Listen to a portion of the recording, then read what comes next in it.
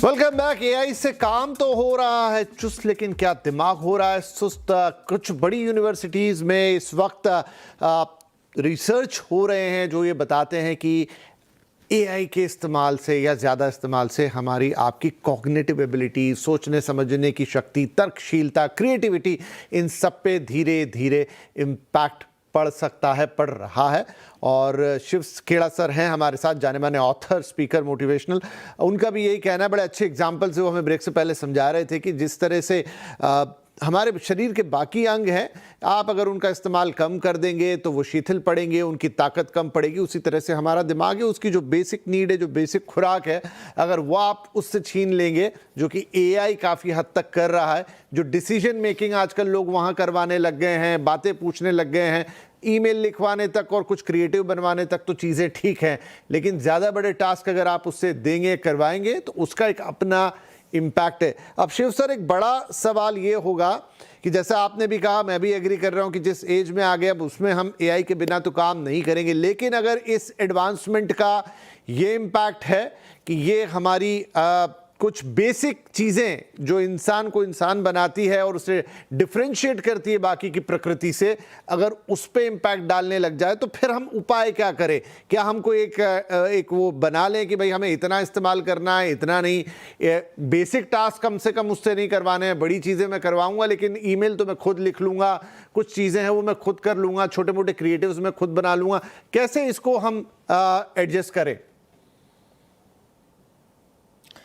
विपिन, मैं आपसे कहना चाहूँगा दोबारा से, अब शायद मैं रिपीट कर रहा हूँ कि एआई वाकई में एक रेवोल्यूशन लेके आया है, और एक अगर सही तरीके से इस्तेमाल किया जाए तो बहुत अच्छी चीज़ है। जैसे कंप्यूटर आया, इंटरनेट आया, रेलवे इंजन आया, इस तरीके से फ़र्क पड़ा। ये एक पूरी ह्यूमैनिटी के लिए एक मोड़ आ गया है, दैट इज़ ट्रू। बट मैं आपके से एक सवाल पूछना चाहता हूँ। आज से स्टूडेंट हैं, आइडियाज भी एआई से मांग रहे हैं, ऐसे भी एआई से लिखवा देते हैं, सारा काम हो गया। उसके बाद they don't know how to behave, how to deal with people, nothing. तो और एक और मैं आपको बताता हूं, बहुत बड़ी समस्या जो शुरू हो गई है। हमारा सिंगापुर में ऑफिस है, वहां मैं एक प्रोग्राम कर रहा था, तो एक मीटिंग में गया मैं, तो चार्टर अकाउंटेंट्स की मीटिंग थी, तो 3 लोगों को एक टॉपिक दिया गया, तो उन्होंने तीनों ने एआई को प्रॉम्प्ट दिए, वेरी सिमिलर प्रॉम्प्ट्स, और तीनों की स्पीचेस ऑलमोस्ट आइडेंटिकल सिमिलर आ गई। ये भी एक दिक्कत है एकदम सही। अब सवाल ये है, सुनिए विपिन, अब सवाल ये है किसने किससे कॉपी किया, और सवाल ये है, इंटेलेक्चुअल प्रॉपर्टी, वहां पे एक वकील भी थे। अगर आप प्लेजरिज्म करते हो, दूसरा का कॉपी करते हो, it is a criminal offence, it is a criminal offence. तो now you tell me one thing, who is the criminal out of the 3? क्योंकि तीनों की स्पीच सेम है सर, वेरी सिमिलर। अब आप क्या करोगे? This will create major legal issues as we go along. What will happen? तो मैं सिर्फ एक बात यही कहना चाहता हूं कि इसका और दोबारा से रिपीट करता हूं, बहुत अच्छी चीज है अगर इसको सही इस्तेमाल किया जाए। ये छुरी वाला काम है साहब, छुरी से आप सब्जियां भी काटते हो, फल भी काटते हो, जान भी काट देते हो। It can work any ways you want. मेरी सिर्फ एक चीज अब कहूंगा यहां पे कि आज ये अपाहिज कर रहा है लोगों को।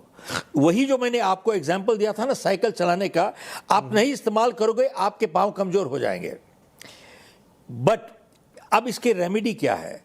और बहुत से स्कूलों कॉलेजों में what is missing? Basic communication skills, handling, stress handling, teamwork, spirits, decision making.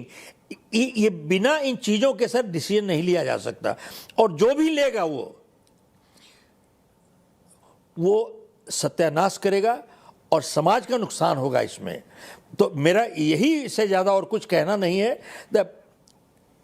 That bottom line is, it's a very good tool provided there are ethics, integrity, respect, responsibility. जब तक ये सब चीजें नहीं होंगी सर, ये इससे खतरनाक चीज और कोई नहीं होगी। बिल्कुल सर, और शायद पूरी दुनिया में इसीलिए दो हिस्से बन गए हैं। जो एक हिस्सा है वो एआई की बात करता है, दूसरा कहता है responsible AI. Even Elon Musk जिनका भी अपना भी एआई है, उन्होंने भी एक वक्त में बहुत स्ट्रेस दिया रिस्पॉन्सिबल एआई। छोटा सा,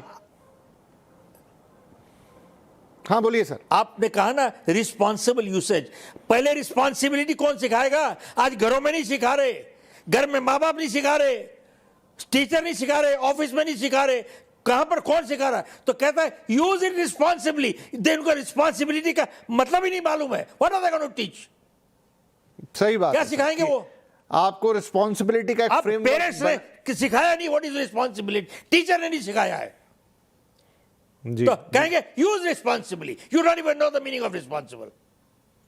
सेल्फ रिस्पॉन्सिबिलिटी से तो काम नहीं होगा, काम करना होगा कि आपको। इसीलिए एक इंटरनेशनल फ्रेमवर्क बनाने की भी बात चल रही है, क्योंकि देखो एक छोटी सी एक बात बताऊं आपको। जी जी, क्या होता, आपने अभी यूज करी ना सेल्फ रिस्पॉन्सिबिलिटी, इसके इश्यू को कहते हैं डिसिप्लिन। अगर हम अपने आप को बचपन में, माँ बाप डिसिप्लिन करता है बच्चे को, देयर इज एक्सटर्नल डिसिप्लिन,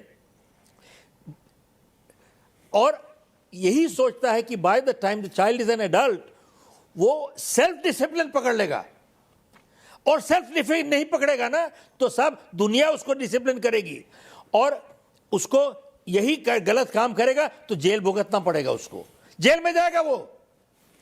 उसको डिसिप्लिन अब सीखेगा, अब जनता सिखाएगी, अदालत सिखाएगी। तो इसलिए we need to teach the right terminology. What is responsibility? We need to explain all this. Without that, it's not working. Right sir, एक प्रॉपर फ्रेमवर्क की जरूरत होगी, जो मुझे लगता है कि शायद विचाराधीन भी है और आगे आते हुए भी दिखे नहीं। तो एआई एक दुधारी तलवार है डेफिनेटली, जिसका बहुत फायदा है तो फिर कटने का डर भी है। बहुत बहुत धन्यवाद शिव सर, बड़ी आपसे एक रोचक बातचीत हुई। आपका अनुभव और आपकी जो पूरी एक आपने उसके लिए एक रोचक सा पर्सपेक्टिव दिया, आई थिंक हमारे दर्शकों को ये बात समझने में बहुत रोचक और आसान भी लगी होगी। बहुत बहुत धन्यवाद हमारे साथ इस कार्यक्रम में शामिल होने के लिए। नमस्कार।